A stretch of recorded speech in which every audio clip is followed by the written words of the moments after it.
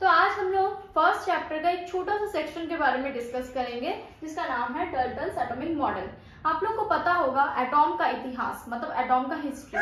Atom का history क्या है? एटॉम जो है वो कनर द्वारा सबसे पहले कनर द्वारा बताया गया था कि एटॉम मतलब परमाणु बोलकर कोई चीज होता है। वो उन्होंने क्या किया था, आटा को एक मुट्ठी भर लिया था और उन्हें दबाते गया था। जब वो दबा रहे थे तो एक ऐसा पार्टिकल लास्ट में बच गया जो अनब्रोकेबल था, उनको तोड़ना इम्पॉसिबल था, तो उसी को वो नाम क्या दे दिए, अनब्रोकेबल सब्सटेंस, मतलब कि परमाणु। उसके बाद ही इसका नाम पड़ गया क्या, एटॉम। डल्टन्स एटॉमिक मॉडल ये कहता है, फर्स्ट पॉइंट इसका है कि atoms are individual and indestructible, मतलब हम लोग इसको कभी भी एटॉम को तोड़ नहीं सकते हैं। सेकेंड पॉइंट इसका कहता है atoms of different element contains different mass, मतलब डिफरेंट एलिमेंट के पास डिफरेंट मास है। मतलब अगर हमारे पास कोई एक एलिमेंट है सोडियम, कोई एक एलिमेंट है क्लोरीन, अगर दो एलिमेंट अलग अलग एलिमेंट है तो उनका अलग अलग मास होगा, ठीक है, उनका मास जो है एटॉम का वो अलग अलग होगा।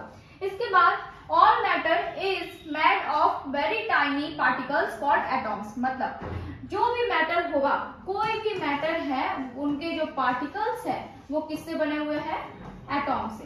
किससे बने हुए हैं, एटॉम से बने हुए हैं, तो उनको हम लोग बोलेंगे एटॉम्स। इसके बाद atoms of a given element are identical in mass and chemical properties, मतलब कोई भी एटॉम है जिसका कोई भी एलिमेंट है उसका एटॉम है, ये मान लेते हैं एक एलिमेंट है, ये गोल्ड है, ठीक है, ये क्या है, गोल्ड है।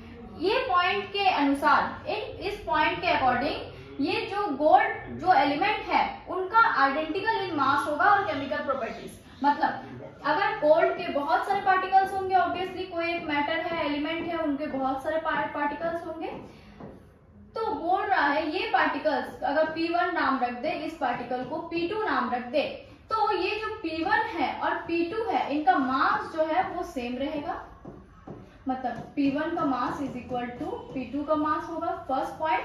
सेकंड बताते हैं केमिकल प्रॉपर्टीज भी सेम होगा, मतलब पार्टिकल्स का केमिकल प्रॉपर्टीज भी सेम होगा। बट बाद में इनके सारे बातें जो है वो गलत प्रूफ हो गए थे, सिर्फ एक बात सही था, क्या, all matters is made of very tiny particles called atoms, ठीक है। पहला पॉइंट था atoms are individual and indestructible, हम लोग एटॉम को कभी तोड़ नहीं सकते हैं। क्या हम लोग सच में एटॉम को कभी नहीं तोड़ सकते हैं? मतलब न्यूक्लियर फ्यूजन क्या होता है? न्यूक्लियर फ्यूजन मतलब ही होता है एटॉम को तोड़कर हम लोग ब्रेक कर रहे हैं। तो ये पॉइंट कैसे गलत है, atoms of different element contains different mass, मतलब जो डिफरेंट एलिमेंट है उनके मास जो है वो डिफरेंट होंगे, पर हम लोग आइसोबार्स के बारे में जानते हैं, एक एलिमेंट के और दूसरा एलिमेंट का मास जो है वो सेम हो सकता है, एटॉमिक नंबर अलग होगा और एटॉमिक मास सेम होगा, उसको हम लोग बोलेंगे आइसोबार।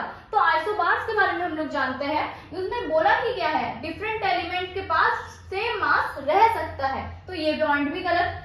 तीसरा पॉइंट है ऑल मैटर, ये तो सही था। इसके बाद atoms of a given element are identical in mass and chemical properties, मतलब मास जो है सेम एलिमेंट का, कोई एक एलिमेंट का मास जो है वो हमेशा सेम रहेगा।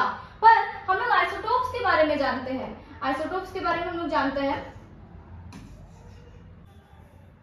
हम लोग आइसोटोप्स के बारे में जानते हैं। आइसोटोप्स क्या होता है?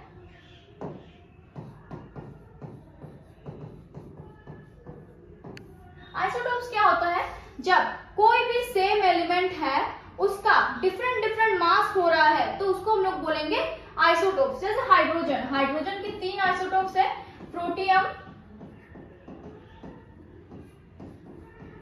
ड्यूटेरियम और ट्राइटियम, ठीक है।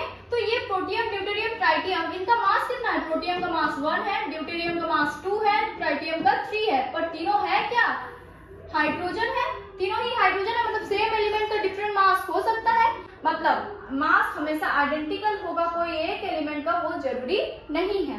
तो आज के लिए इतना ही। Wait for next video. Okay, bye.